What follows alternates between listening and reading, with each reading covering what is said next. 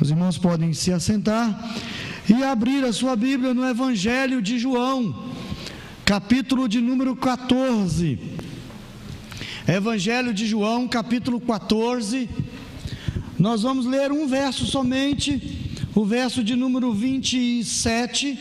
Mas se você quiser manter a sua Bíblia aberta, nós vamos citar alguns outros versos e alguns capítulos aqui anteriores. Evangelho de João, capítulo 14, verso 27. Diz assim as Escrituras Sagradas: deixo-vos a paz, a minha paz vos dou, não vou-la dou como a dá o mundo. Não se atemorize, não se turbe o vosso coração, nem se atemorize. Vamos ler todos juntos novamente? Deixo-vos a paz, a minha paz vos dou, não vou-la dou como a dá o mundo. Não se turbe o vosso coração, nem se atemorize.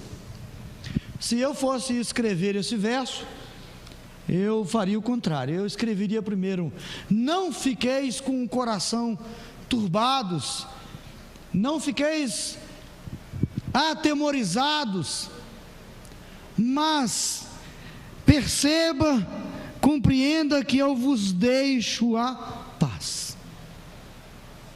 Mas como não foi eu quem escrevi, o Senhor quem a revelou, é muito mais precioso na sua revelação. Primeiro ele diz que nós não precisamos ficar atemorizados, nem amedrontados, por um motivo próprio seu, porque Ele nos dá a sua paz. Quando observamos o motivo e o contexto em que o Senhor Jesus revela a João, que escreve esse texto, e o Senhor Jesus diz para os seus discípulos, é num contexto de intimidade. O capítulo 13, 14, 15, 16 e 17 do Evangelho de João, o Senhor Jesus, ele vive um momento de muita intimidade com os seus discípulos. Ele está reunido com os seus 12 ali no cenáculo. No capítulo 13, quando João escreve, João diz que ele estava no seu momento de partir e que ele deixara, então era o momento em que ele deixaria esse mundo e partiria para o Pai. E no capítulo 1 diz: chegando o tempo da Páscoa, no versículo 1 do capítulo 13, Jesus diz que ele, tendo amado os seus discípulos que estavam com ele no mundo, os amou até o fim, os amou até o momento final, e os amaria até o fim. Mesmo apesar dos seus discípulos, e alguns deles tendo passado por momentos de aperto, de aflição, mesmo sabendo que Pedro o negaria, mesmo sabendo que Judas o trairia, a Bíblia nos diz que ele os amou até o fim. E o que intriga os discípulos ali desse contexto, onde Jesus, com essa intimidade, os ensina a lição de humildade, na sequência do capítulo 13, quando o Senhor Jesus lava os seus pés, e os seus discípulos não compreendem, porque ele era mestre, ele era senhor, ele era rabi, ou um rabino, e no costume dos judeus, no costume, na tradição, isso não era comum, um mestre lavar os pés aos seus seguidores, aos seus discípulos, porque isso era algo feito por alguém que tinha a profissão, ou o fato de ser o mais servil da casa. E Pedro até impossibilita Jesus disso. Pedro diz para o Senhor: de maneira alguma o Senhor vai me lavar os pés, porque isso não é algo que um mestre faz, isso não é algo que alguém que é Senhor e que eu chamo de Senhor possa fazer.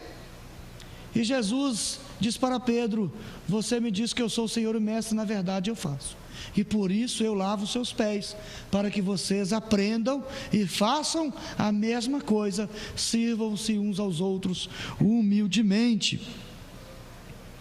Outro fato intrigante na vida dos discípulos, nesse contexto de intimidade, que o Senhor Jesus diz para eles, no capítulo 13, no verso 33, diz para eles: olha, nesse mesmo capítulo, para onde eu vou, vocês não podem ir. Eu ainda estarei convosco um pouco, mas agora eu vou para um lugar onde vocês não podem ir. Vocês não podem estar comigo lá e não estarão comigo. Mas eu vos dou um novo mandamento. Eu vos digo que mesmo eu não estando convosco, o que vai marcar a vida de vocês é que vocês devam e devem obrigatoriamente amar uns aos outros, porque é isto e é desta maneira que vocês serão conhecidos como meus discípulos, quando além de vocês servirem uns aos outros humildemente, vocês também devem amar uns aos outros como algo maior, que vão fazer de vocês a marca, ou vão deixar em vocês a marca de que serão conhecidos como meus discípulos. Pedro novamente diz: Senhor, como nós não podemos ir? Contigo eu vou até a morte. Se for necessário, Senhor, eu vou contigo até a morte. Eu irei com o Senhor até as últimas consequências. E Jesus disse: Pedro, darás a tua vida por mim, verso 38, darás mesmo, irás comigo até a morte? Pois eu te digo que não cante o galo, me negarás 3 vezes. Discípulos, mais uma vez amedrontados com essa verdade tão asseverada por Jesus, com tanta clareza que o Senhor Jesus os dizia naquele momento de intimidade, de reunião tão fechada, tão bonita, daqueles 13 homens sentados à mesa do cenáculo. E Jesus começa a dizer para ele no capítulo 14, o texto, no verso 1, esse mesmo verso que lemos, o Senhor Jesus começa o capítulo 14 dizendo: não se turbe o vosso coração. Eu estou dizendo essas coisas todas para vocês, e todos eles conturbados, amedrontados, porque Judas já o abandonara naquele instante, e eles não entenderam nada. Se Judas era igual a nós, e ele saiu, ele não está mais no meio de nós, o que será de nós? Pedro já foi avisado que ele também fracassará nesse contexto de ir até a morte, e eles amedrontados: será que daremos conta? E o Senhor Jesus disse para eles, começando no capítulo 14: não se turbe o vosso coração, vocês creem em Deus, então creem também em mim, porque para onde eu vou, na casa do meu Pai, há muitas moradas, e eu vou preparar lugar, e vós sabeis o caminho para onde eu vou. E mais uma vez, os seus discípulos dizem, um deles, Tomé: Senhor, nós não sabemos o caminho. Há 3 anos com o Senhor, naquele instante onde o Senhor declara o contexto final da sua vida, um dos seus discípulos: Senhor, nós não sabemos o caminho, nós não sabemos. E Jesus disse: não é um caminho, Pedro, não é um caminho, Tomé, eu sou o caminho, não é um lugar, é uma pessoa, sou eu mesmo, eu sou o caminho, a verdade e a vida, e ninguém pode ir ao Pai senão por mim, não lugar, não trajetória, mas minha pessoa. Porque eu vou para o Pai, e vocês conhecem o Pai. Se vocês tivessem me conhecido a fim, também conhecerias ao meu Pai. E um outro dos seus discípulos novamente diz: Filipe, Senhor, mostra-nos o Pai, e isso para nós basta. Jesus diz: Filipe, eu estou tanto tempo convosco, e vocês me perguntam, vocês me dizem: mostra-nos o Pai. Quem vê a mim, vê o Pai, porque eu e o Pai somos um. Credes que eu estou no Pai, e o Pai está em mim. Não se turbe o vosso coração. Jesus dizendo para eles que iria partir, e eles começam então a temer, Que tipo de temor poderia estar no coração daqueles discípulos? O primeiro temor é porque eles sentiam que iriam ficar órfãos. O seu mestre, aquele que estavam com eles todos os dias, que enfrentava os inimigos que eles tinham de enfrentar.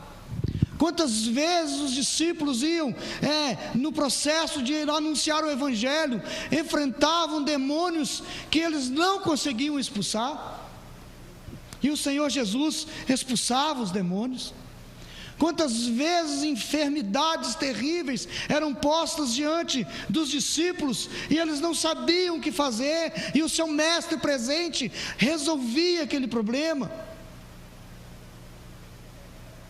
Nada turbava, nada deixava Jesus atemorizado, nem diante dos seus inimigos, nem diante das aflições, nem diante posteriormente do Getsêmani, e muito menos diante de Pilatos, porque o Senhor Jesus, ele vivia em paz.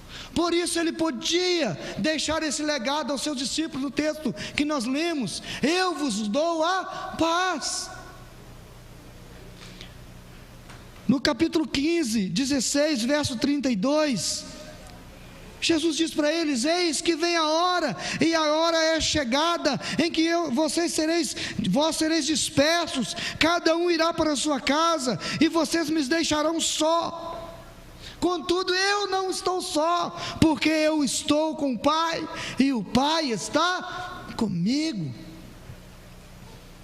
Por isso, o Senhor Jesus, no texto em que nós lemos, no verso em que nós lemos, ele diz: eu vos dou a minha paz, eu vos dou aquilo que eu tenho, aquilo que eu posso oferecer. Eu não dou aquilo que eu não tenho, pelo contrário, aquilo que eu ofereço para vocês é aquilo de qual eu estou cheio, aquilo que está em mim. E ele faz esta afirmação para os seus discípulos. Isso, quando ele fala: eu vos deixo a paz, o shalom, traduzido aqui no grego, chamado eirene, esse shalom, que era uma saudação, que os discípulos conheciam como uma saudação. Para eles agora não era mais uma saudação. Jesus deixa para eles esta paz não como uma saudação, mas aqui um sentido de deixar como uma herança. Agora não só vos saldo com paz, mas eu vos deixo uma herança de paz. E essa herança que o Senhor Jesus deixa para eles, dessa paz que só Ele tem para dar, nos momentos finais e depois da ressurreição, ela é tornada também um sentido não somente de despedida, mas um sentido usado para saudação, para despedida, mas usado também para algo que o Senhor poderia deixar como legado. Eles podiam perceber a presença de Jesus por causa dessas palavras de paz.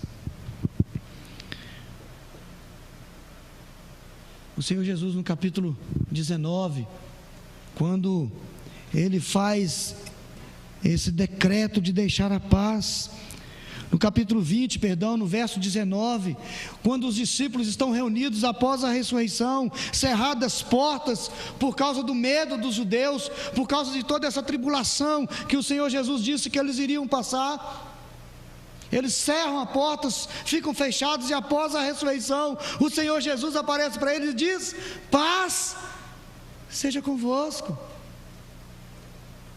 E ele chega mais uma vez, quando Tomé não estava, e na segunda vez que o Senhor Jesus, 8 dias depois, aparece para eles, eles novamente, de portas fechadas, pôs-se no meio deles e diz: paz seja convosco. O Senhor Jesus, Ele é o único que pode oferecer a paz. Em todas as circunstâncias, se lermos o Evangelho de João, se você ler o Evangelho de Marcos, existe uma batalha constante, uma luta constante, um trabalho constante de Jesus, em quase todos os capítulos de cura, de salvação, de libertação, e o Senhor Jesus trazendo, além da cura, além de trazer a salvação, Ele traz paz nas famílias. Vemos no Evangelho de João aqui mesmo, no capítulo 2, no casamento em Caná da Galileia, momento festa, momento de alegria, um casamento, celebração, coisa maravilhosa, e algo que rouba a paz daquele casal, porque a festa tinha que se acabar antes do tempo, porque acabaram a bebida, acabaram o vinho, mas o Senhor Jesus traz paz naquele relacionamento, traz paz naquela festa, ao solucionar aquela aflição dos noivos. Quem já fez uma festa e acabou o refrigerante no meio? À 00:30 e não tinha nada mais aberto, e falou assim: agora tem que apelar para o suco. Você sabe o que é isso? Quando você quer oferecer o melhor e não tem. Mas o Senhor Jesus, Ele tem o melhor, como Ele fez com o vinho. Ele nos surpreende. No capítulo 4, a mulher samaritana vivendo as suas angústias, e a angústia e a aflição daquela mulher samaritana, que ela transfere para Jesus como uma preocupação religiosa, uma preocupação de adoração, onde pode adorar, onde não pode, onde deve, onde não deve. Mas o Senhor Jesus vê aquela alma e diz: a sua preocupação não é isso, a sua preocupação é o seu modo de viver. Você já teve muitos maridos, e com quem você vive não é o seu marido. O seu problema não é a adoração, o seu problema não é lugar de culto, o seu problema é a restauração da sua vida. O Senhor Jesus traz paz para aquela mulher, e ela volta para a sua cidade e anuncia: eu encontrei o Messias, eu encontrei o Salvador. No capítulo seguinte, verso 5, um homem há 38 anos à beira de um tanque, esperando alguém para atendê-lo, porque se ele fosse jogado naquele dia da festa dentro do tanque de Betesda, ele seria curado. E ele confessa para Jesus: há 38 anos estou aqui, ninguém, nem meu familiar, acho que meus familiares já esqueceram, nem sabem que eu existo. E o Senhor Jesus diz para ele: toma a tua cama e anda, aquieta o seu coração, vai em paz. No capítulo 6, multidão segue o Senhor Jesus, os discípulos atemorizados, porque é tarde e ninguém tem comida, um menino com 5 pães e 2 peixes, é o que temos, Senhor, nem 200 dias de trabalho dá para comprar pão para todas essas pessoas. E o Senhor Jesus aquieta o coração dos seus discípulos: dá-lhes vós mesmo de comer, Senhor, não tem jeito, nós não conseguimos. E o Senhor Jesus faz aquela maravilhosa multiplicação. Capítulo 8 de João, uma mulher pega em adultério, acusada de adultério. Vários homens, muitos homens religiosos, com sangue nos olhos, querem fazer justiça, e o Senhor Jesus traz paz ao coração daquela mulher. Quem não tem pecado, que atire a primeira pedra. Quem nunca pecou? Quem não vive em pecado? E ele diz para aquela mulher: vai, não peques mais, vai em paz. E no capítulo seguinte, Jesus visita a família amada em Betânia.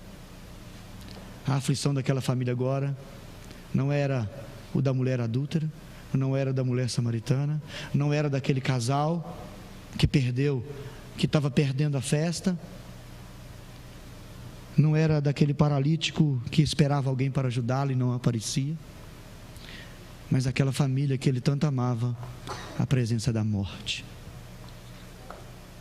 Uma família, Marta, inquieta: Senhor, se o Senhor estivesse aqui. Maria, chorosa: Senhor, se o Senhor estivesse aqui, isso não teria acontecido. E Jesus traz paz ao coração daquela família, porque é a única coisa, é o único que pode dar a paz na solução das inquietações do mundo.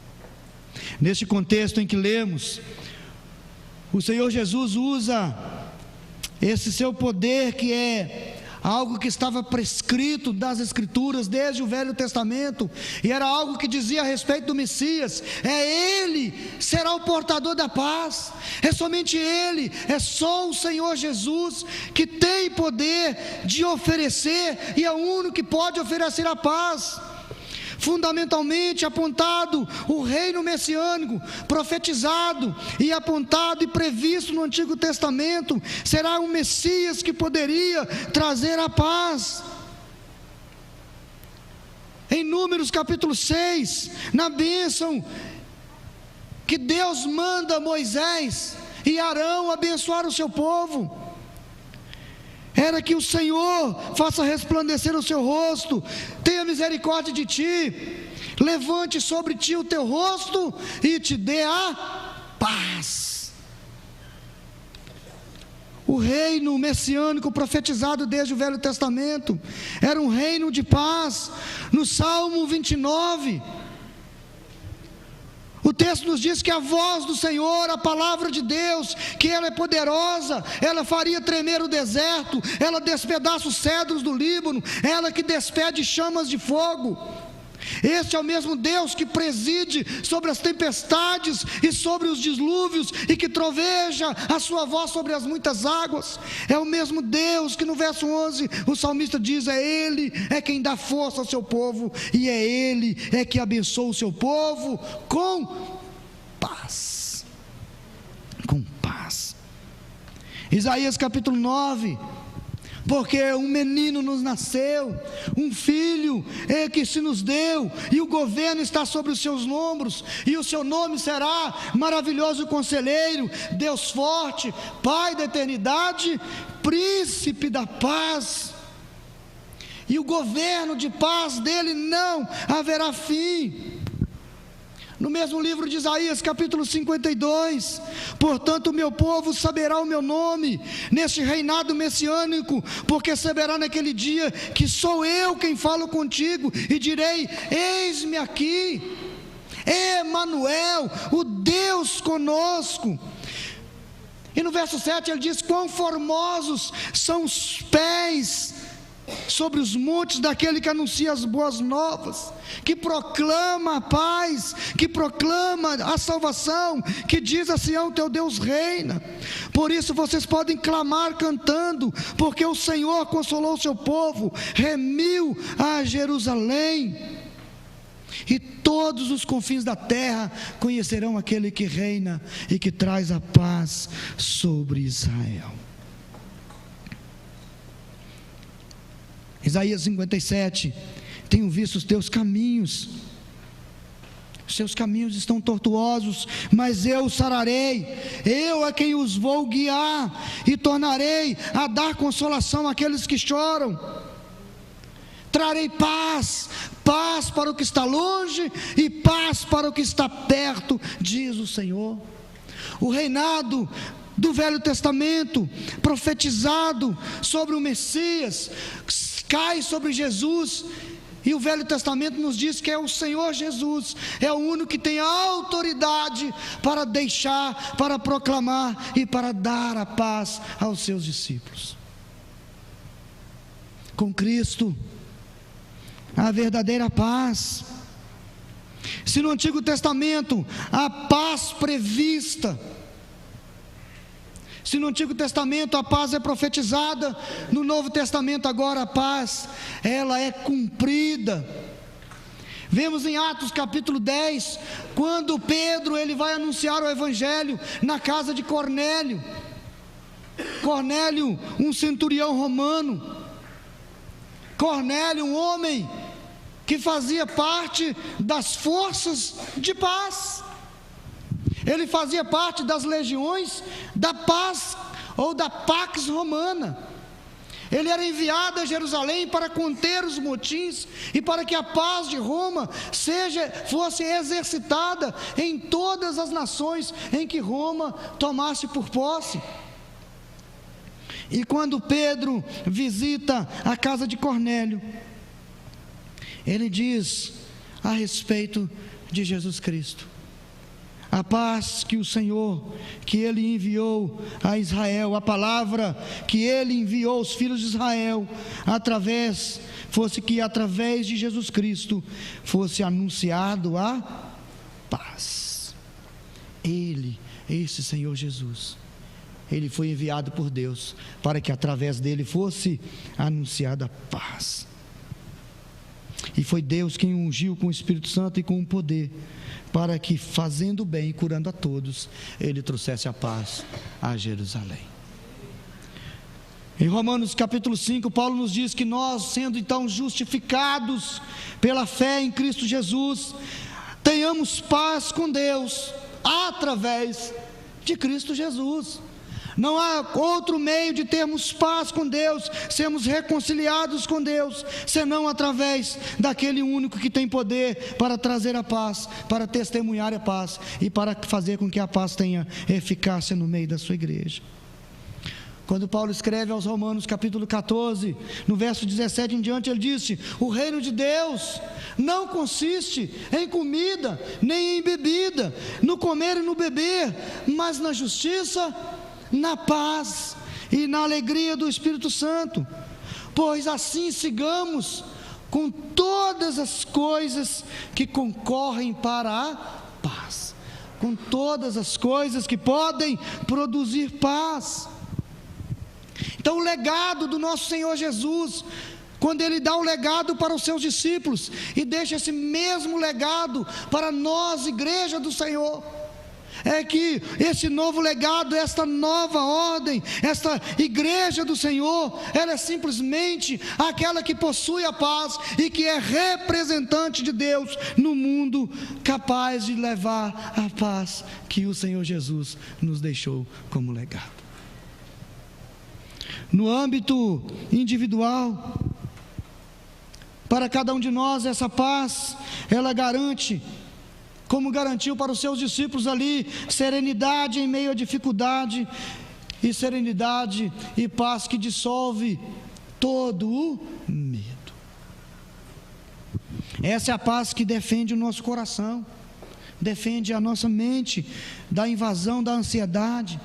E segundo o texto de Colossenses, é essa paz que vai arbitrar, ela é que vai ser o árbitro do nosso coração e do coração do povo de Deus, para manter a harmonia e a santidade da igreja. Por isso que sobre esta paz, o Senhor Jesus diz: eu a dou não como o mundo a dá, porque o mundo, a política, a ciência, a religião, as coisas do mundo, nada neste mundo tem poder ou possibilidade de dar a paz.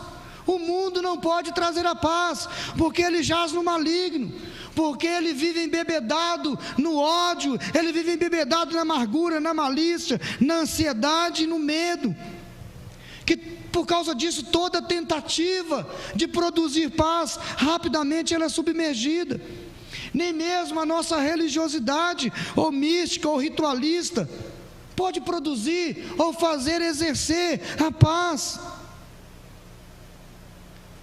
Por isso mesmo o Senhor Deus, no Velho Testamento, no livro de Jeremias, Ele denuncia os falsos profetas, Ele denuncia aqueles falsos sacerdotes, dizendo: vocês profetizam paz, paz, paz, mas não há paz. E pelo fato de vocês profetizarem falsamente onde não há paz, a ferida do meu povo não pode ser curado. O meu povo não pode ser curado por causa dessa profecia leviana. E ele ainda diz para esses sacerdotes que profetizam erradamente: vocês não têm vergonha, vocês não ficam corados, a cara não fica vermelha, porque vocês não podem profetizar paz, porque vocês não a têm. Mas a igreja do Senhor é diferente. O mundo não pode oferecer paz. O mundo tenta, promete, acena até a bandeira branca, a bomba branca, soltam milhares, acenam um sinal de paz, uma saudação, mas não pode oferecê-la de verdade. Governos negociam paz, trocam prisioneiros por soldados, soldados por extremistas, por guerrilheiros, para que haja paz entre as nações. Mas quando eles são postos em liberdade, nós vimos que novamente é trazido a morte, é trazido o terror e o medo novamente. O BOPE sobe o morro, a polícia pacificadora sobe o morro e tenta impor a paz, à base de metralhadora, à base de fuzis. A polícia não pode trazer paz, mesmo que ela tente impor a paz.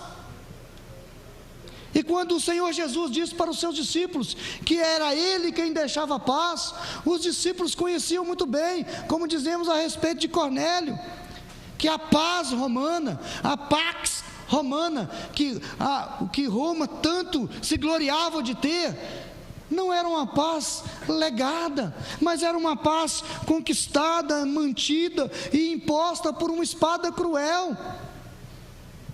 E o nosso Senhor Jesus, Ele foi rejeitado justamente por isso, porque muitos judeus também acreditavam e pensavam que o Messias viria com uma espada ainda mais poderosa do que a de Roma. Mas ao invés disso, essa paz, ela foi garantida.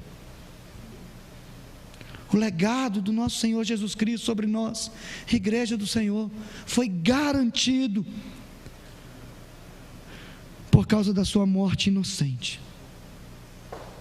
Segundo o credo apostólico, que ele sofreu debaixo do poder político, bélico, romano de Pôncio Pilatos e religioso debaixo dos judeus. E a sua morte, e por sua morte, e através da sua morte, Ele realizou para nós, para a sua igreja, aqueles discípulos, seus próprios seguidores, a paz com Deus. E como dito por Paulo aos Filipenses, capítulo 7, verso 4, capítulo 4, verso 7, a paz que excede todo entendimento, a paz incompreensível, uma paz que nós não podemos entender, porque ela excede o entendimento. É uma paz que, mesmo vivendo momentos de aflição, de angústia, o Senhor Jesus garante. No texto que nós lemos, o Senhor Jesus nos diz uma paz que transcende todas as aflições do mundo. Por isso Ele pode dizer: a minha paz, não a do mundo.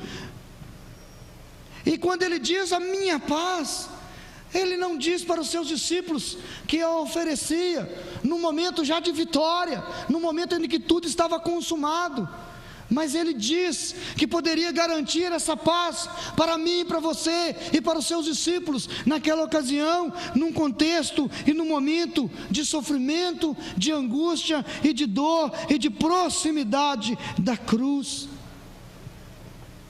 No momento mais angustioso possível, Ele diz: eu vou para a cruz, mas eu vos deixo a minha paz.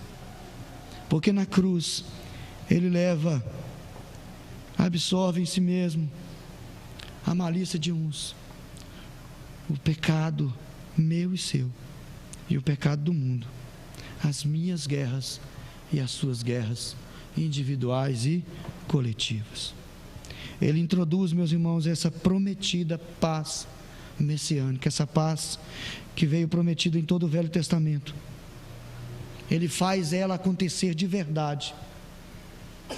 E o mais interessante, que é de um modo que nenhum dos seus contemporâneos, nenhum dos estudiosos, nenhum dos políticos, nenhum dos religiosos poderia entender ou compreender e sequer imaginar que a paz seria trazida através de uma cruz. Porque Ele levou sobre si o meu pecado e o seu pecado, as nossas guerras. Esta paz que o Senhor Jesus garante aqui no texto de João mostra que no reino de Deus, esse legado de paz, Ele provê, Ele traz provisão para todos os crentes, para mim e para você, todos os recursos, tudo que é necessário para vencermos os nossos temores. Todos os temores dos discípulos puderam ser transformados com o legado da paz de Cristo. Por isso, no capítulo 16, que ele diz: eis que vem a hora e já é chegada em que sereis dispersos, cada um para sua casa, e me deixarei só. Contudo, eu não estou só, porque o Pai está comigo e eu estou no Pai. Estas coisas vos tenho dito, para que em mim tenhais paz. No mundo tereis aflições, mas eu venci o mundo. Tende bom ânimo, tende bom ânimo, tende bom ânimo. Eu queria que, para terminar esta mensagem, você abrisse seu livro, a sua Bíblia, no capítulo 6 de Números. Capítulo 6 de Número. Se você puder colocar na tela para nós aí, querido, da cabine. Capítulo 6 de Número. Verso 26. Número 6.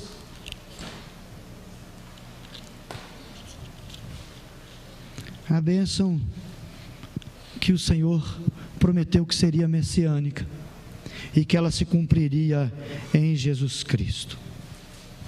Capítulo 6, verso 24 diz assim: o Senhor te abençoe e te guarde, o Senhor faça resplandecer o rosto sobre ti e tenha misericórdia de ti, o Senhor sobre ti levante o rosto e te dê a paz. Agora você vai orar isso para você. Você vai dizer para mim: o Senhor me abençoe e me guarde. O Senhor faça resplandecer o rosto sobre mim e tenha misericórdia de mim. O Senhor sobre mim levante o seu rosto e me dê a paz. Vamos cantar uma canção. Enquanto preparamos, eu queria que você tivesse a oportunidade de orar agora. Em quais circunstâncias, quais são os seus temores? Os temores daqueles discípulos naquele dia em que o Senhor Jesus os abençoa com este legado maravilhoso de paz. Era o medo de ficarem sozinhos, era o temor de ter que enfrentar tudo sozinho, era o medo deles, era esse: ficaremos sós, ficaremos órfãos. Mas no texto em que nós lemos, o legado da paz do Senhor Jesus é esse: não vos deixarei só, convosco estarei todos os dias, e muito mais, o Consolador, o Espírito Santo, estará convosco todos os dias, todas as horas, todos os momentos.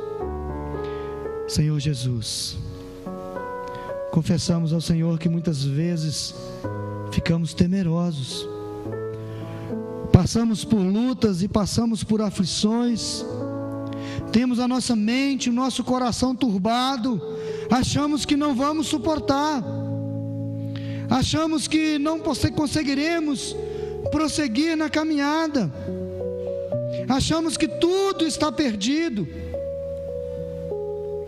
ou às vezes resta um pouco de forças. Mas te agradecemos por este legado maravilhoso, que nas aflições do mundo, no Senhor nós podemos ter paz, porque sabemos que o Senhor venceu o mundo. Vemos que aflições os seus discípulos passaram, vemos quantas aflições relatadas aqui no Evangelho, sobre famílias sofrendo, e a presença maravilhosa do Senhor trouxe solução e trouxe paz, estabeleceu a paz, estabeleceu a condição de manter a paz. confessamos que precisamos do Senhor e que precisamos dessa paz. Precisamos da presença do Senhor na nossa caminhada, para que possamos crer no Senhor todos os dias e crer que o reino do Senhor é estabelecido, e nós, como igreja do Senhor, também possamos ofertar aquilo que o Senhor nos deixou de legado, a paz que o mundo não pode dar, que ela possa habitar em nosso coração e que ela possa ser transbordante em nós para alcançar as outros, em Cristo Jesus. Amém.